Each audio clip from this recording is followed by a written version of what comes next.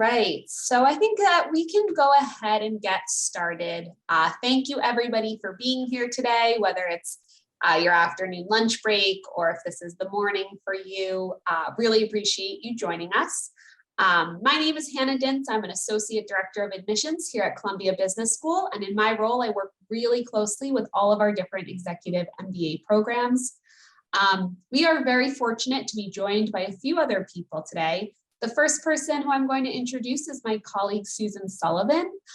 Susan is going to be off camera managing the Q&A box as we go through today's presentation. So please only submit questions through that Q&A box. We will not be monitoring chat, only through Q&A. Susan will do her best to respond to your questions, but please do keep in mind that there are many more of you than there are of her. Susan will also be saving some questions for the end of today's session if it's something that we think the whole group would probably benefit from hearing. In addition to Susan, we are super fortunate that today we are actually joined by two current Emba students. They're in their first year here at Columbia. So I'm going to start with you, Robert, if that's okay. Robert, could you just introduce yourself briefly to our group today, just sharing a bit about your professional background, what you do now, where you're based, and what brought you to Columbia Business School? Sure, Hannah. Thanks for the time. My name is Robert Sweigertz. I'm based in Brooklyn, New York, and I'm in the Emba Friday, Saturday program with an expected graduation date of 2023. My professional background spans investment and operations from starting my career at Bridgewater Associates in 2003 through starting and launching an investment bank focused on fintech and other types of applications of IP. To growth equity investing, and then most recently, director of finance at Cityblock Health, the big health tech unicorn here in New York. Currently, I'm the CEO and co-founder of Goodstead, which is a ESG robo-advisor. We put together risk parity portfolios for folks who don't have the time or sophistication to build portfolios for themselves. And we put those to work in a variety of ESG different investments. I chose to come to Columbia Business School because when you are an entrepreneur or when you're at the top of your organization, it's very difficult to get substantive feedback, either from peers whose compensation may count on you, or certainly from subordinates. And so having a peer network as well as a network of professors there who can provide you with feedback and as to how you're doing and what you can do better are the primary reasons why I came to Columbia Business School. That's about it for me. Awesome. Thank you so much for that. And Fawad, can I ask you to do the same, please? Yes. Hi, everyone, and good morning from Los Angeles, where I am for a business trip this week for work. I'm a pharmacist by training. I graduated in 2016 from St. John's University, after which I completed a postdoctoral fellowship at Regeneron Pharmaceuticals, which is based in Tarrytown, New York, with really a focus on clinical development of oncology products and also infectious diseases products. I spent a number of years there and then pivoted into a management role at what is now the largest privately held home infusion company in the US. And I currently serve as Senior Vice President of Clinical Affairs at Cabo Fusion, which is my employer. And the motive to go to Columbia Business School was really to refine my skills as far as being a manager and a leader within my company and beyond, and also really to broaden the network and possibly also pivot into starting my own company at some point. And so the motives are largely around self-improvement and learning from my colleagues. And while I'm currently in Los Angeles, I reside in Westchester County, and so I'll be in Westchester County tomorrow night. Thank you. Fantastic. Thank you both so much for that. That was really, really helpful. Just, I think, giving our group today, a feel for who would be in the classroom with them if they come join us at Columbia. So the first part of today's presentation is I want to talk about the concept of one Columbia MBA. So at Columbia Business School, we offer one MBA degree. Regardless of if you do your degree through the full-time or the Executive MBA program, it's the same general Master of Business Administration degree. It's the same 60 credits. You're going to complete the same core curriculum. You're going to have the same number of contact hours in the classroom, and you're taught from the same pool of faculty. So as you can imagine, the Executive MBA program, while it is a very rewarding way to get your degree without having to sacrifice that career momentum you've worked so hard to build, it is also very demanding and very rigorous because you're doing the same academic work as the full-time students. To give you a sense of who you're going to be learning from in the classroom, this slide shows you some of what we call our tenure track faculty. So these are the faculty who are on campus full-time, they're teaching, they're doing research. This is largely who you're going to be learning from during the core curriculum, your first year, your required classes. And this slide just gives you a few examples of who these folks are. Up here at the top, we have Sheena Iyengar. She's one of the world's foremost experts on the art of choosing. To the right-hand part of the slide, we also have Professor Geeta Johar, who, in addition to her work in the marketing space, also served as Columbia's inaugural Vice Dean for Diversity, Equity, and Inclusion. Once you are done with the core curriculum and as you move into taking your elective courses, you're going to be studying with what we call our faculty practitioners as well. So these are adjunct faculty. They still work in their industries or perhaps are recently retired. And then they come to campus to teach classes and share that industry hands-on real world expertise with you, our students. And that's definitely one of our great advantages being in New York City is that it is so easy for us to get wonderful industry leaders from the companies that you see on this slide to come and share their expertise by teaching classes in our programs. So I want to pause here and I want to turn to our students. Robert and Fawad, could I ask each of you to maybe share a bit about who your favorite professor has been so far and maybe just a little bit about what you enjoyed about their class? We can start with you, Robert, and then go to Fawad.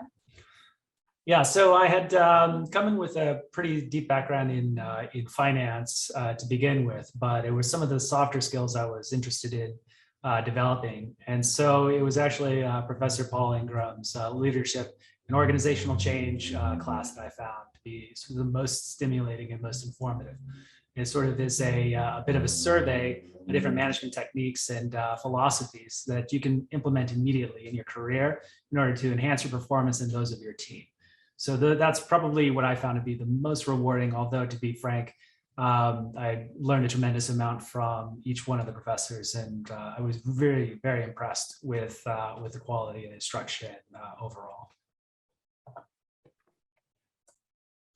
Great, and I'd like to also agree that Professor Ingram was an amazing professor. I learned a great deal in a very short span of time. And in this past semester, I had a professor whose name is Professor Jiang, and she led our corporate finance course. And she is a phenomenal instructor, extremely seasoned. She's been a professor for over 20 years at Columbia Business School.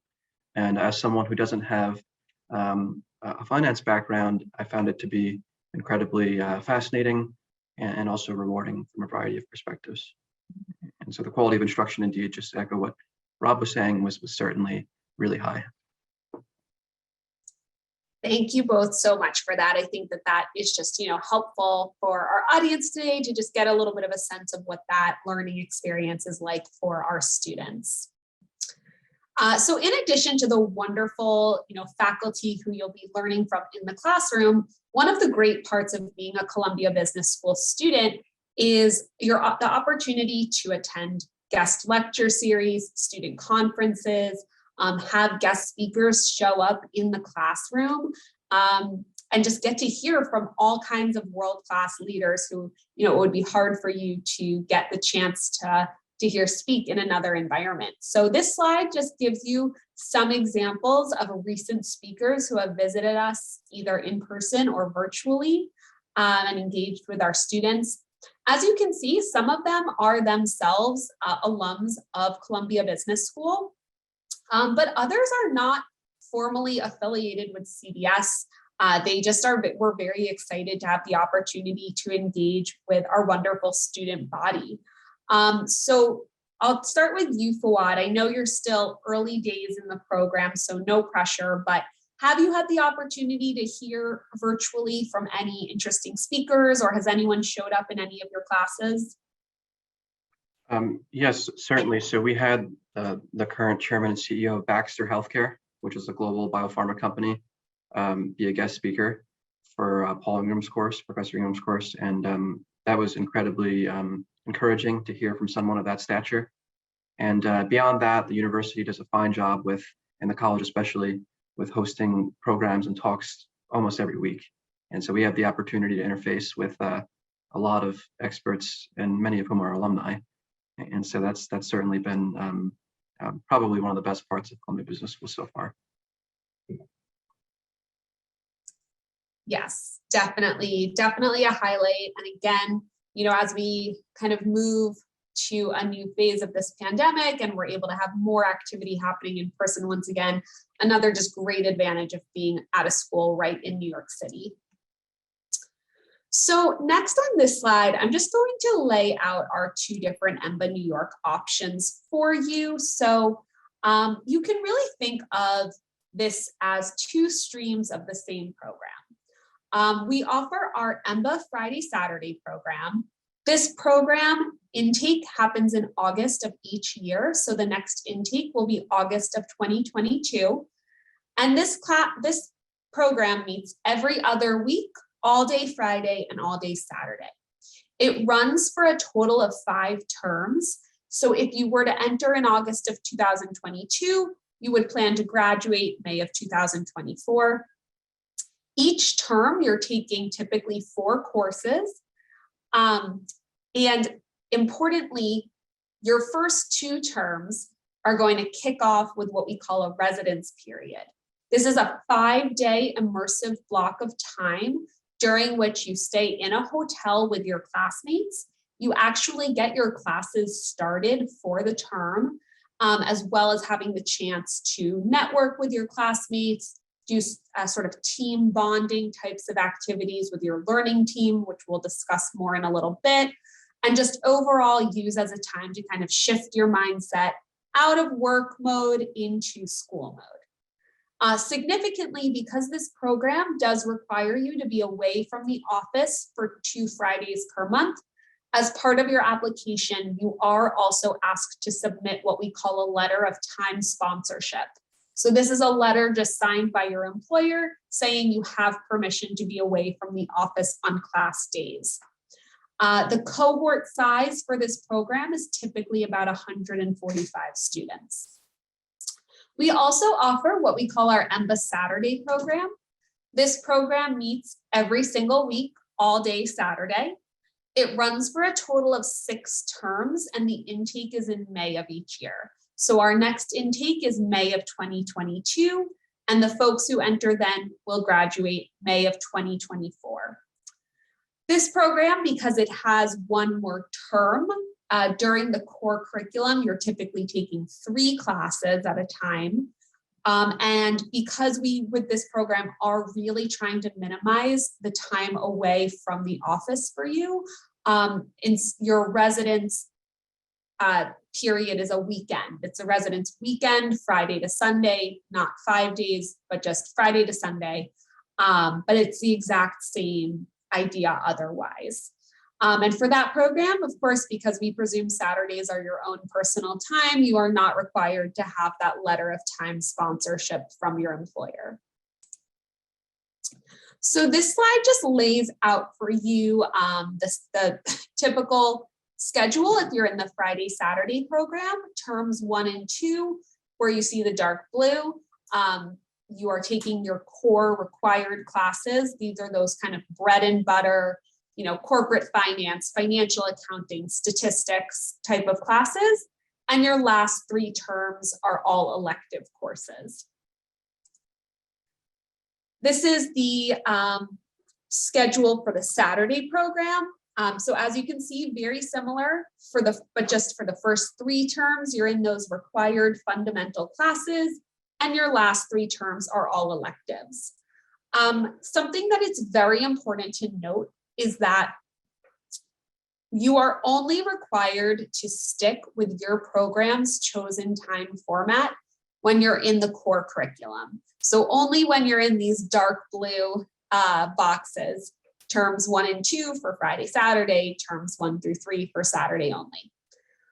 Once you are done with that part of the program and you're taking your electives, at that point, you can mix up your schedule to make it work for you. So if you were to decide that actually, being away from the office on Fridays was no longer working for you, you could just take your electives on Saturdays. We will also every term offer a few weekday evening electives. These typically meet once per week from 6 to 9 p.m. So you can throw some of those in there to just reduce the burden on your weekend.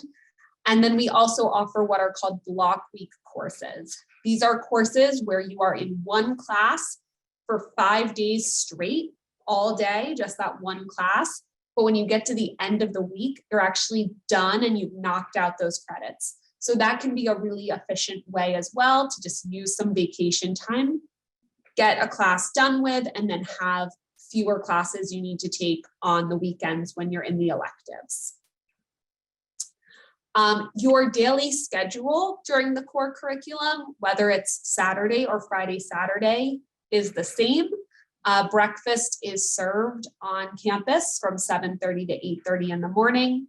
You have your first class of the day from 8:30 to 11:30. You then have a lunch break, which is also catered, served on campus from 11:30 to 12:30. 12:30 to 3:30, class number 2.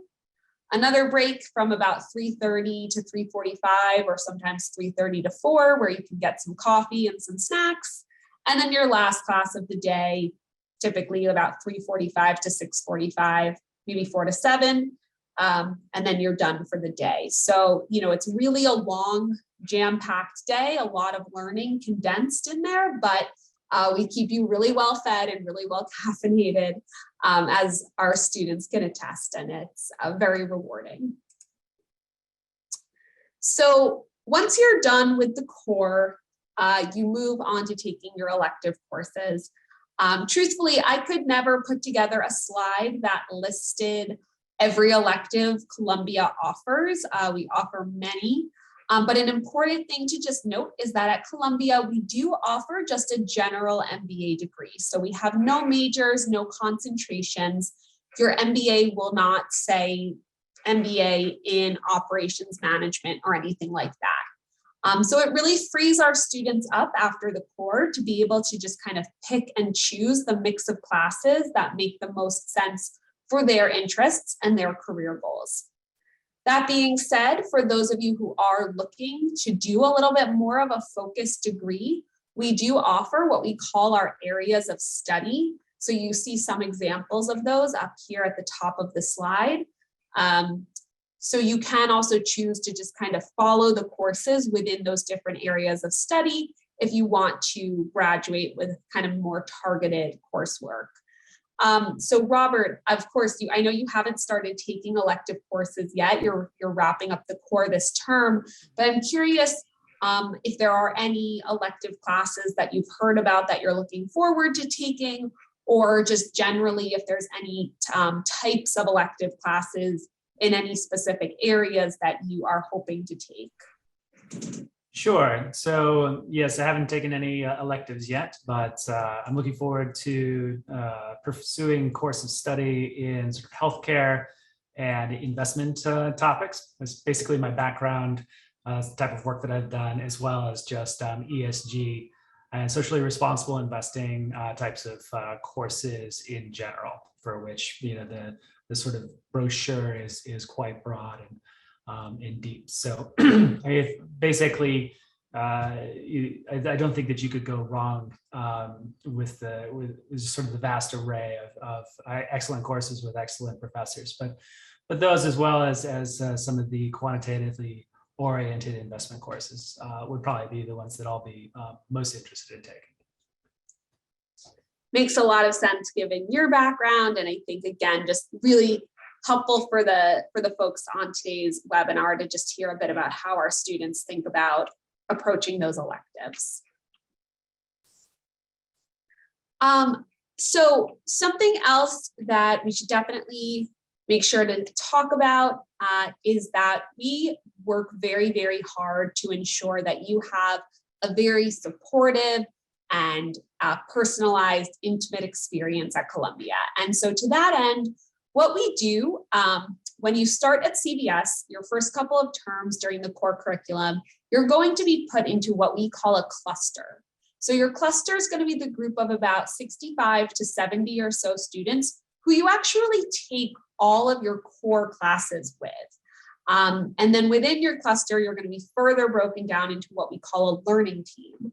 So Fawad, could I ask you to just talk a little bit about your cluster, maybe share a little bit about some of the things that your cluster does, not only in the classroom together, but outside of the classroom, kind of more socially as well?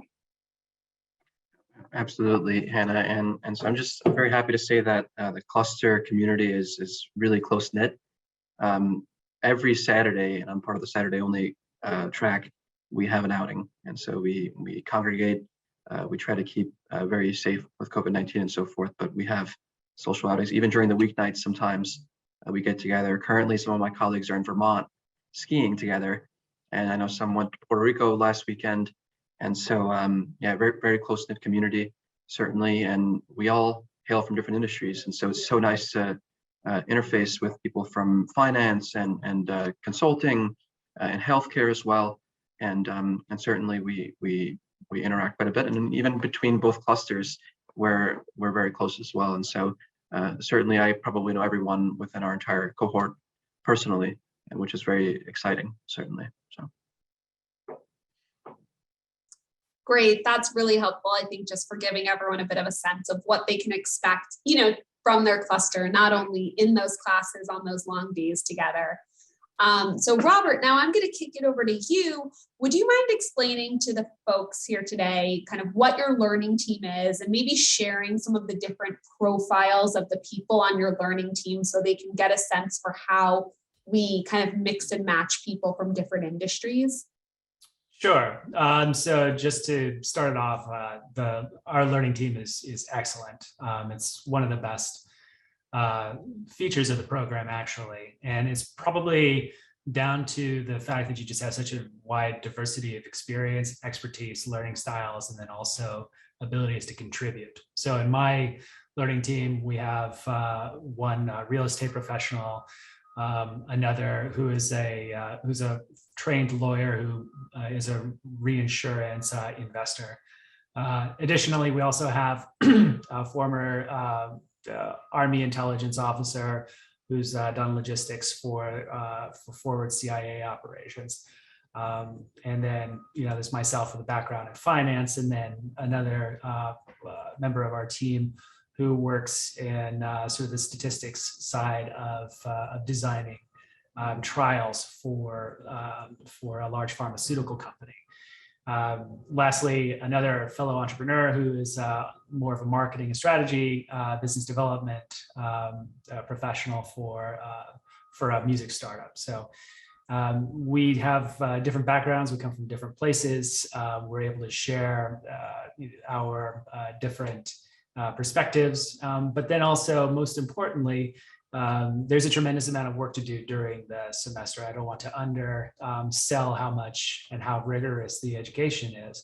But when you have a learning team that's able to take different leads on different parts of the curriculum, you're able to load balance more effectively.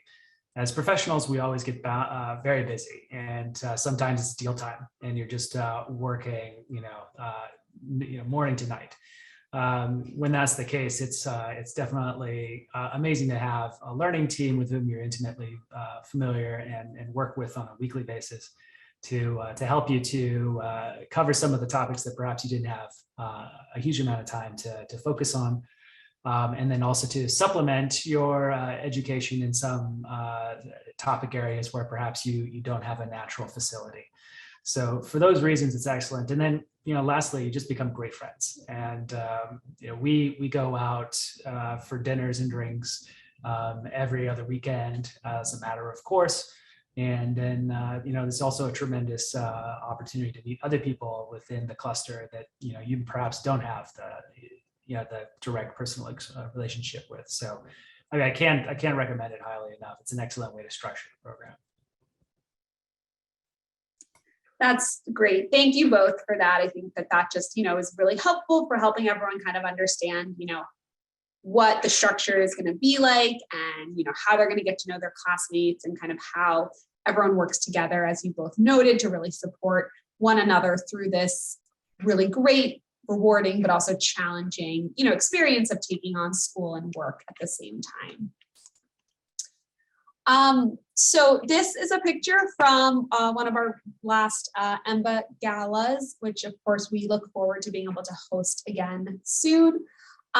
Columbia is the largest executive MBA program in the country. So in addition to giving you access to a very vast network, the other great thing about it is that our size and our scale allows us to offer a level of choice and flexibility that it is hard to find elsewhere. So, we already talked about how you can in the electives kind of, move your schedule around to make it work for you.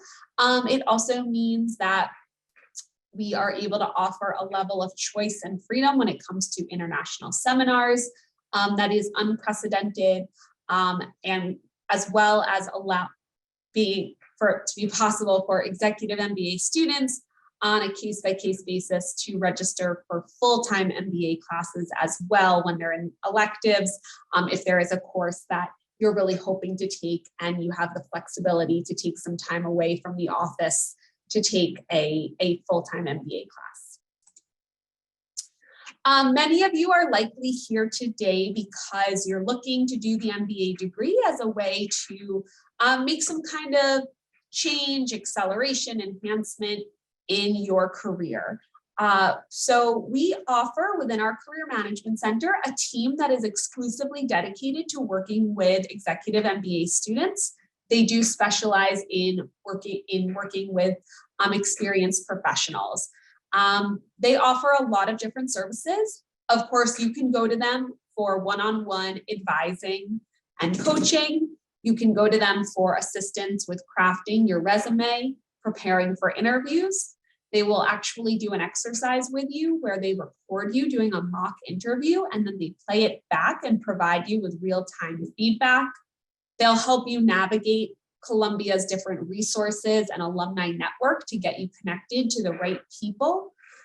And in addition, even if you're not looking to work with them for any specific sort of job search or change, they are going to show up on your class days during your lunch break frequently to offer professional development sessions. So they might have a session around the art of salary negotiations or managing a difficult boss, types of evergreen topics that are going to be very important and relevant regardless of where you are in your career.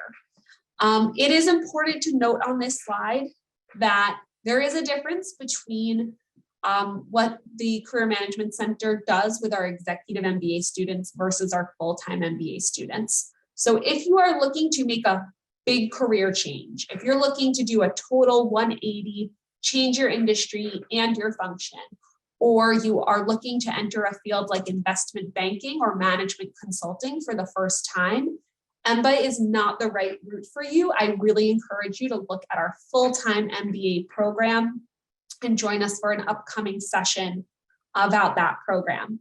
The reason for that is that those types of changes really require the ability to do a summer internship, to get your foot in the door of that new company.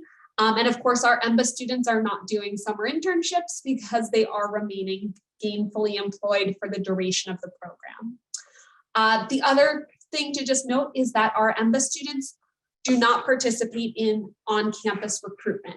The types of roles, the level of seniority being offered through on-campus recruitment is generally not appropriate for an Emba student. Our Emba students are looking for much more senior positions. So for our executive MBA students, the recruitment process, making a change, it tends to be much more network-based, relationship building based, kind of on that one-to-one basis. You're not going to go through that big batch hiring process. As an Emba student, you will have access to Coin, which is our internal database where companies can post open roles that they want Columbia students to see, as well as our internal database where you can look up the contact information of CBS alumni who you'd like to arrange a phone call or a coffee chat with.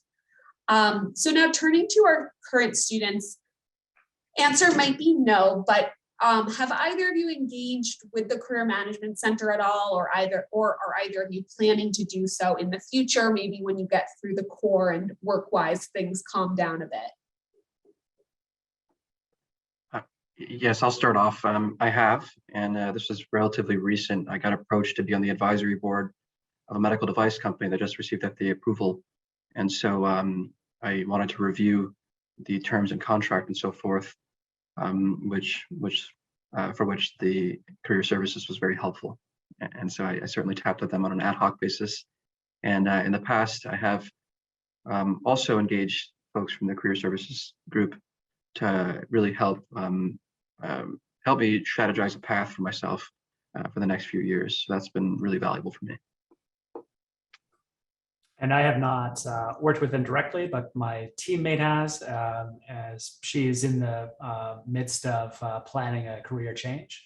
And I know that they've been very responsible and helpful in both preparing her for her interviews, as well as also just strategizing the 2- and 5-year plans necessary to execute that kind of a pivot.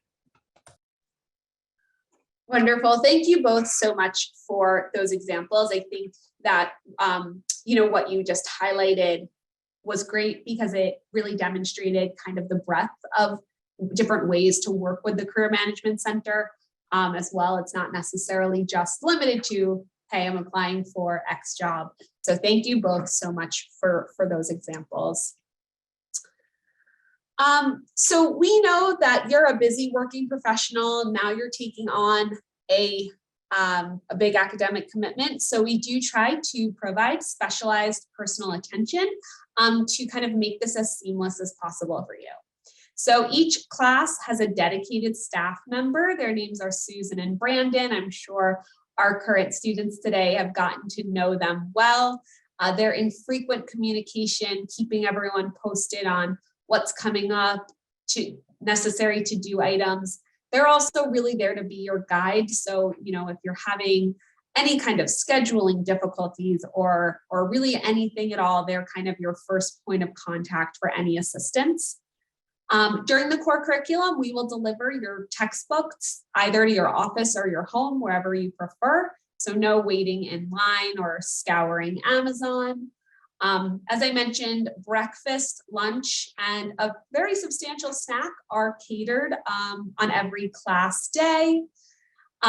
Tutoring hours are included in your tuition that you can use during the core curriculum. So during those quantitatively intensive core classes, such as stats and accounting, if this will be your first time being exposed to those types of concepts and you're looking for some additional outside the classroom support, you can make use of tutoring. And then finally, there will always be on-site tech support on class days. So if you're having any issues with your laptop or things like that, you can just pop over to their office and they'll get you sorted out. So of course, we've been talking a lot about the experience of the about 2 years when you are a current CBS student, but of course, coming to Columbia Business School comes with it lifelong benefits, being part of our alumni network. So this map shows you, the blue dots show you around the world where we have an alumni presence. And then those red dots show you where we have a critical mass of alums enough that they have formed an official alumni club. So really, wherever your career might take you in the coming decades, odds are you're going to be somewhere where you can connect with a fellow CBS alum, continue to network with one another, build out your professional relationships, look for guidance on if you're new to a new city, where to live, where to send your kids to school.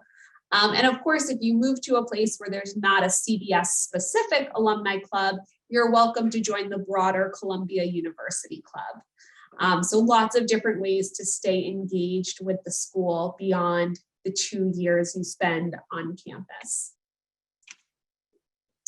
As an alum, you do have access to a lot of different lifelong benefits. So first, alumni career services. As we've talked a lot about today, your time during the program can be very hectic and busy. So your first term after you graduate is called Term X. During this time, you actually retain full access to career services, the same you had as a current student if you want to make use of it at that point. And then once you pass through that initial term post-graduation, you move to alumni career services, and you can continue to go to them for advising, resume support, guidance on negotiating an offer, those types of key topics. You will continue to be invited to alumni networking events, guest lectures on campus, all sorts of different great events where you can continue to be a part of the Columbia community long after you graduate. You can continue to come to our industry conferences. So things like our healthcare conference, our social enterprise conference, these happen every year, and we welcome and encourage our alums to continue to come back, both as an attendee, also as a speaker and panelist. And then finally, you have the privilege of being able to audit any class you would like for free after you graduate. So if there's a class that, scheduling, it just doesn't work out for you to take that class while you're a student, you can always come back and audit that class post-graduation. All you have to do is just email the professor, and as long as there's a seat in the classroom for you to squeeze into, you're welcome to come and do that and just, continue to, be a lifelong learner. So shifting gears a bit, because I'm sure a lot of you are here today because you want to learn about the admissions process. I'm going to start now by just talking, once you are ready to apply, about what we are looking for in that process. So kind of going around this circle, I'll start with the academic accomplishments. So when you apply to Columbia, we will ask you to submit your transcripts from any completed degrees that you hold so that we can see the courses you've taken and how you performed in them. We will also ask you to submit a valid test score. We accept the GMAT, the GRE, and the executive assessment. We really have no preference between the 3 tests. So we just want you to take whichever test you feel you'll be able to perform the best on. If you have not yet taken one of those 3 tests, I very, very strongly encourage you to take the executive assessment. It was designed with the needs of busy working professionals like yourselves in mind. And as such, it is substantially shorter than the other 2 tests. It is 90 minutes long, 1 section verbal, 1 section quant, 1 section integrated reasoning, and you're done. Everyone always wants some benchmarks and numbers, so I will share that. But before I do, I want to be very, very clear that for our executive MBA programs, by far the part of the admissions process that we spend the most time on is your work experience. We want to understand what your career has looked like up to this point and what professional experiences you've had. We really want to understand, how will you be able to contribute to the classroom conversation? What will your peers on your learning team be able to learn from you? But that being said, we do also want to make sure that everybody is coming into the program set up to be successful, particularly in those quantitative core classes. So if you take the executive assessment, we encourage you to aim for a score in the high 140s to the low 150s. Just a range to aim for, but that's where we encourage you to look to be. If you're going to take the GMAT, we encourage you to aim for a score of 600 or higher. And if you take the GRE, what you can do is that ETS has a tool where you can input your raw GRE verbal and quant scores, and it will give you an estimated GMAT equivalent. So if you just Google that, it'll take you right to the page and just aim to be, with an equivalent of 600 or higher. Professional accomplishments, you will be asked to upload your resume. Typically 1 to 2 pages is the perfect length. You don't need to put together any kind of special school application resume for this. We just want you to use the version of your resume that you would use if you were applying for a new job. You will also be asked to submit 3 essays. The essays give us an opportunity to get to know you a bit better beyond what we can read in a transcript or a test score. So the essay prompts, the first one will ask you to talk about your goals in the short and the long term to help us understand why you're looking to do an MBA and why you're looking to do an MBA at Columbia. The second essay will ask you to talk about how you plan to balance work and school. And then finally, the third essay just kind of helps us get to know you a bit better. It gives you the chance to tell us about a favorite piece of art, a movie, a book, a song, a TV show, anything you'd like. A lot of people ask me about that third essay. You don't need to write about anything business related. If your favorite book really is something by a CBS graduate, that's great, but don't feel like you need to write about something like that. There are no right or wrong answers there. It just really helps us kind of get to know you better and more personally. The last component of the application is your recommendation letter.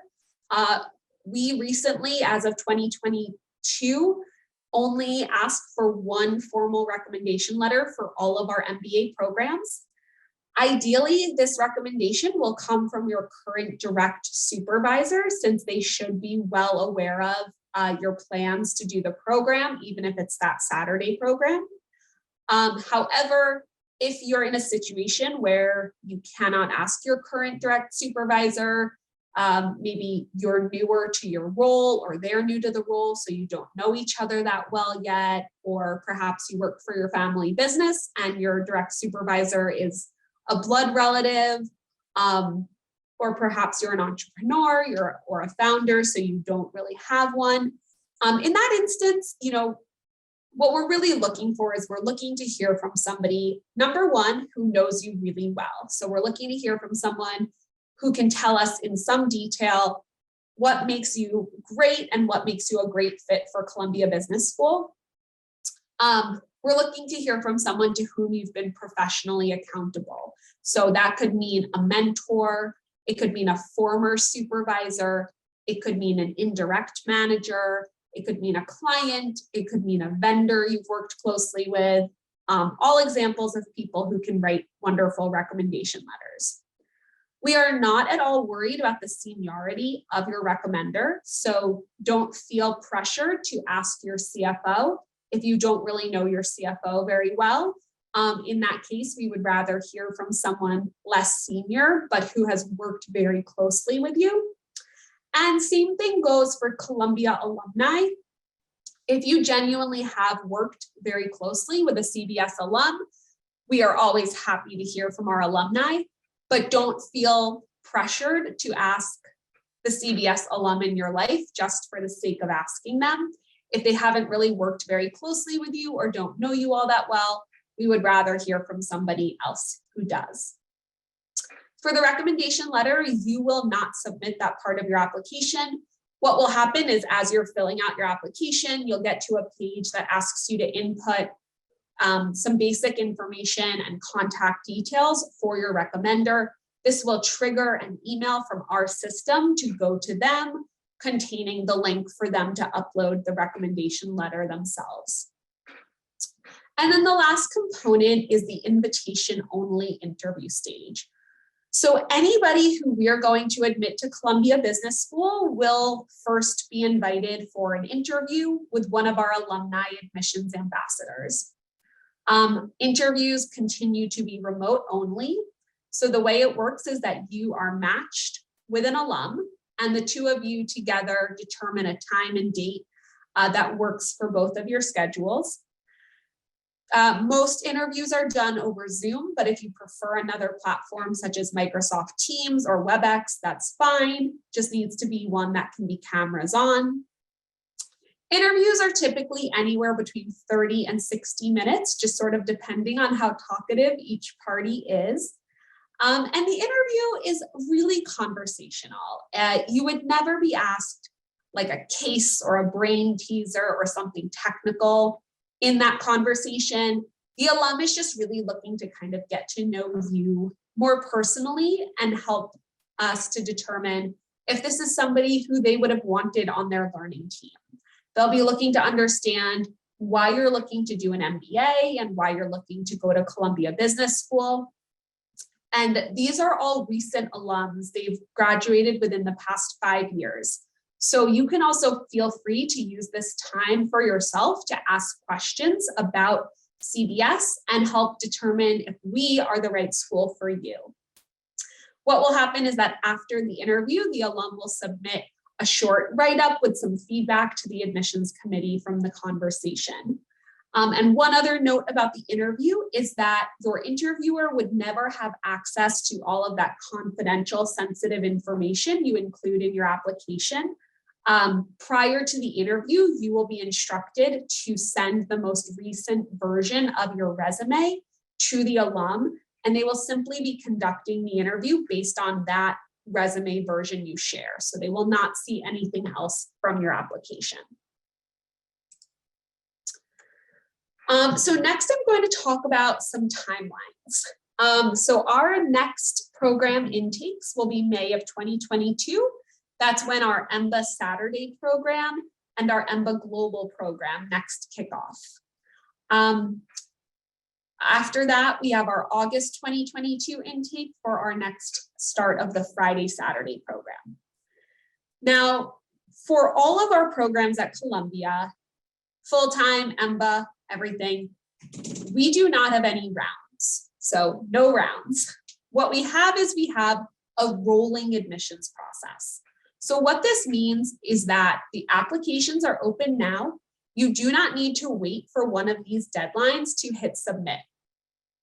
From the time when you hit submit on your fully completed application, and we have all of the different components. So your part, as well as that recommendation letter, which does sometimes take a bit of time to trickle in, you will hear back from us within 6 weeks, letting you know if you've been invited for an interview or if the process will end there.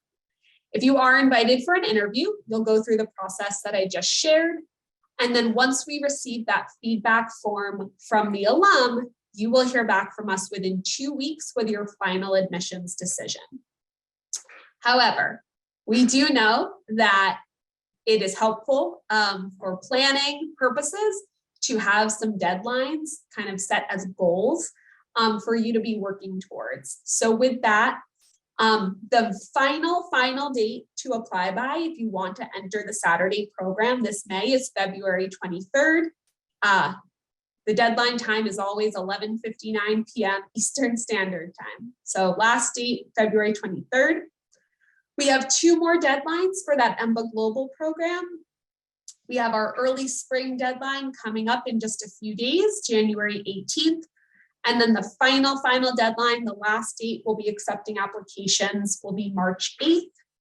And then finally for Friday, Saturday, we have an early decision deadline of March 23rd, and then a regular decision deadline, meaning the last date to apply by is May 25th to enter this year. For the Friday, Saturday program, that March 23rd deadline, when we say early, early decision, what that means is that if you apply early decision and are offered admission, you are committed to withdrawing your applications from any other institution and enrolling at Columbia. So early decision is really for the folks who have looked around, looked at all the different programs, and know Columbia is the school for them. For Emba, it's not very important whether your application is early decision or regular decision. We review all applications in the order in which they were received. So what that means is that what's most important is when you submit your application. Given the nature of rolling admissions, the later on you apply in the process, the fewer spots there are to fill in the class. So it's definitely advantageous for you to try and get that application in as soon as possible, just because the sooner you apply, the more spots there are still to fill in the class. That being said, it is human nature. Most people, if you're looking at the Emba Saturday program starting this May, most people will hit submit on February 23rd. So if based on your timeline, that's when you need to apply, totally fine. We still encourage you to go ahead and do so. We have many, many spots to fill in the class, but definitely advantageous to get it in sooner rather than later. I guess what I'm trying to say is don't delay it unnecessarily. Once everything is ready to go, you've reviewed it, you've proofed it, your application is in a strong place, go ahead, hit submit. All right, so with that, we have about 8 minutes left in today's session, and I know that Susan, you've been busy managing the Q&A. So are there questions from the audience for either of our current students or about admissions? Boy, are there ever. This has been a lively group. First, just one very quick admissions question. Hannah, someone's asking about the timing of once you submit your application, when would you hear about an interview? And once that happens, when would you hear a decision? So that's an easy one to just get off the table. Yeah, so once you've submitted your application and we have your recommendation letter, you'll hear back from us within 6 weeks, letting you know if you've been invited for an interview or if the process will end there. And if you are invited for an interview, after the interview, we'll hear a decision from us within 2 weeks. Thank you. Now, specifically for Robert, someone is saying, given your background in ESG, have you taken any courses in socially responsible investing, and have you found other students that are pursuing careers in that direction? Yeah, sure. So I'm still in the first year, so I'm still in the core curriculum part of the program. So I haven't had an opportunity yet to take any of the socially responsible investing or the ESG focused investment courses. They're out there for folks who've already finished the core part of the curriculum. But certainly because it's a growing and in-demand segment of the investment industry, there's ample opportunity both among my colleagues at the school and also as evidenced by the number and depth of courses that the university teaches in it, as well as other programs available for sort of viewing or participation online that are provided by the Lang Center or also by the Sanford Bernstein Center or the other affiliates of the business school. Great, thank you. And for both of the students, I guess, people are very curious about how you discussed doing the program with your employers. Forgive me, I forget if you're Friday, Saturday, or Saturday. I suppose it would be a little different for each. Fawad, why don't you jump in?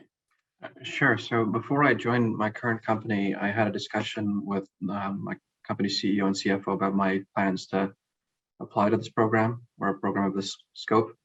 And so they were very, accommodating and encouraging from that perspective. And when I got in, I shared the news with my CEO, and he was really happy about it. And altogether, my team that supports me are all also very accommodating as well. So they understand that, sometimes I have needs associated with Columbia Business School. And so it was as great as it could go from all perspectives with respect to the dynamic between my employer and Columbia Business School. Yeah, since I'm a founder and the boss of my company, my conversation went great. But I know from colleagues as well that the best way to approach it with your manager or supervisor is just to explain that the nature of the program is to make you a better employee, a better manager, and to help them out and to add value for the firm. Secondly, it's also sort of preferable to a full-time program because you immediately apply your learnings within your occupation. You cannot not put the stuff to work. It just comes at you all day, and it's immediately useful. So the other benefit, besides it being sort of additive to enterprise value for your employer, it's also valuable in that you get to put it to work right away. Great, thank you. And Hannah, could you, over and over, people have asked about class visit opportunities. So if you could address that, and then I have another question for you. Yeah, definitely. So we are just getting started back from the winter break for the spring term. For the time being, unfortunately, due to the current Omicron variant spread in New York City, we are not allowed to welcome prospective students to physically sit in on classes as soon as the university deems it appropriate and safe to allow that to happen. Once again, we will be sure to communicate that very, very widely to all. For the time being, we will be getting started with some virtual class visit opportunities a bit later on in the term. So just keep an eye out in your inboxes for an email about that from us. Once we have that ready to go, we'll also post about it on our website. But since you were at today's event, you'll get an email. So just keep an eye out in your inboxes. Thank you. And then more broadly, there have been a few questions. One is basically if I need to miss class because of work travel, how does that work? And then on a larger basis, what if I lose my job? Can I take a leave of absence? How does that work? So I can answer the job portion, and then I'm wondering it might be more helpful to have one of our current students answer about missing class. So if unfortunately you are laid off or terminated during the program, you do not need to take a leave of absence. You can continue on with the program. Our Career Management Center will, of course, support you in finding new employment. Our assumption is that you are making a good faith effort during that period of having been laid off to find new employment. Now, what you cannot do is you cannot quit your job during the program without having another one lined up. It is a program designed for everyone to be working full-time. So you cannot quit without having something else lined up. But if a layoff happens, we will support you in finding new employment as soon as possible. And then, yeah, I'm wondering if one of the current students wants to just jump in and talk a little bit about if you need to miss a class day. Sure. I didn't make Dean's List, but I got perfect attendance for the fall. So I would, I know from my teammates that the professors are very understanding. Life happens, especially when you're a working professional. And unfortunately, we've all had disruptions in our lives for the last year. And so whenever those have arisen, professors have made accommodation for students to either participate remotely or else to catch up with the course instruction asynchronously. But in no case have I ever heard of a professor being unreasonable in their sort of request for accommodation. Thank you. And this is maybe a difficult question to address in your first year of the program, but students, prospective students here are curious about the overall ROI of doing the program, what you may have heard from peers or alums you may have spoken with. Anyone address that? Yeah, sure, I can get started. So I'd say that the ROI is fairly immediate in terms of being associated with this network and just the perceptions of people and so forth around being part of this network.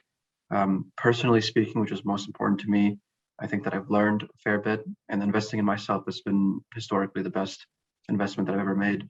And so I'd say certainly at this point, it's been very fruitful, and certainly from recent alumni and also alumni from the past.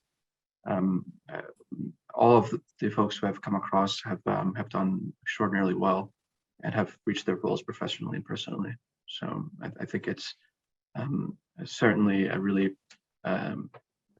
valuable experience that will definitely lend itself well to a favorable ROI. Yeah, and I would just echo that sentiment. You know, the ROI can be measured both personally and professionally. Like personally, you're making an investment in yourself, and you can always be better. And regardless of whether that translates into remunerative value, is immaterial because you know that you're better. But I would also say, secondly, you're immediately more attractive both to recruiters as well as to industry. The education is extraordinary. And you will be better at what you do. So I would say that across both of those vectors, it's definitely, I think, very rewarding. Thank you. And I see we're at time. So Hannah, back to you. Oh, thank you so much, Susan. I apologize for cutting you off. I was just about to say that I don't know about you, but I feel like that's as good of a point to end on as any. So first, want to say thank you so much to our current students for being here today on top of their very busy schedules, carving out the time to do this. It was wonderful to have you here and hear from both of you. So thank you again. And Susan, thank you so much for being here, monitoring the Q&A and helping everyone throughout today's session. We encourage you to stay in touch with us after today's session. There's 2 email addresses on this slide. The first one is my personal. The one underneath that is our team-wide email address. Please feel free to follow up after today with any follow-up questions. And of course, we really look forward to seeing you at future admissions events and receiving your applications in the coming months. So thank you to everybody. If it's a long weekend for you, I hope you enjoy the time off, and we will see you later on this spring. Thank you all.